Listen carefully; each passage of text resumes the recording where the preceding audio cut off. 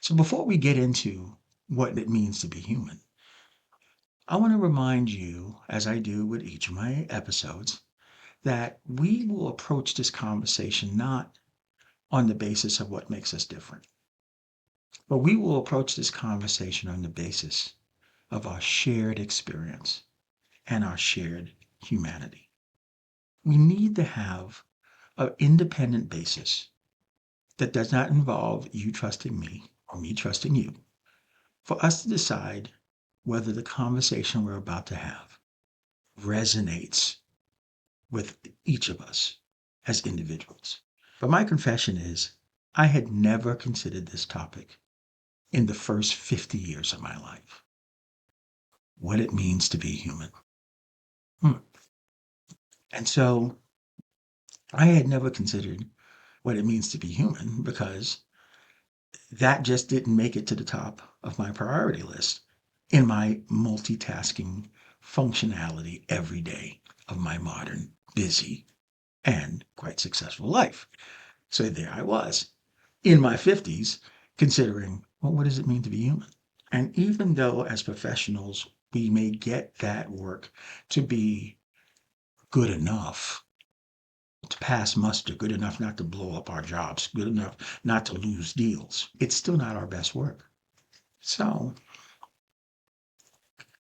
the downside with autopilot is you can't do functions on autopilot and deal with change because it's beyond your conscious consideration and it takes conscious consideration to account for changes.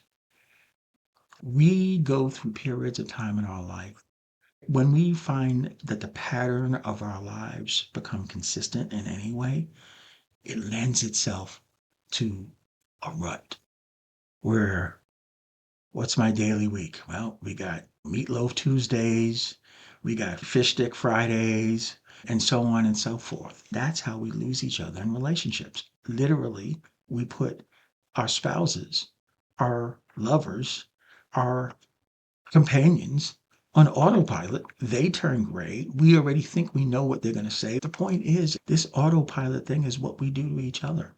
And when we put another human being on autopilot, they lose all the things that would make them interesting were grayed out. And why? Because we don't notice. We already think we know. Since we started this conversation, we have taken many breaths, you and I. We don't think about taking the breaths. And we go through days, weeks, months, maybe even years, and never consider, oh, I'm breathing. And what does that actually feel like to breathe? Hopefully, you join me in taking that breath. The point is, breathing feels really good. There's a joy that when your lungs fill up and then let go and empty.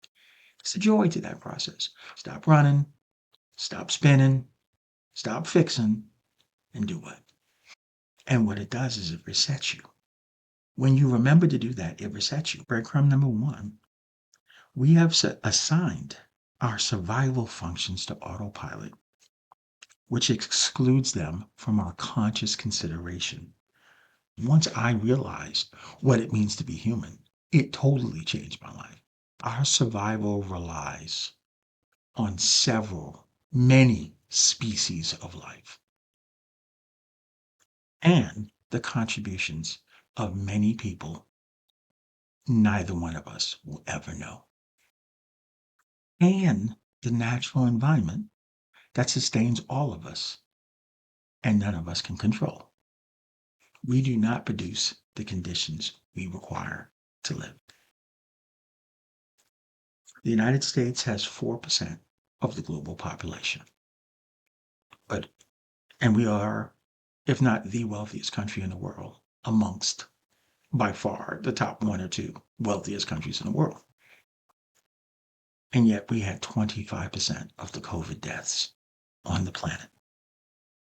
The greenhouse gas emissions that our lifestyles are emitting in this atmosphere that are warming the planet, that has killed 70% of all species on the earth, it is an extinct. Our pets give us unconditional love because they're not confused about who takes care of them every day. Yeah.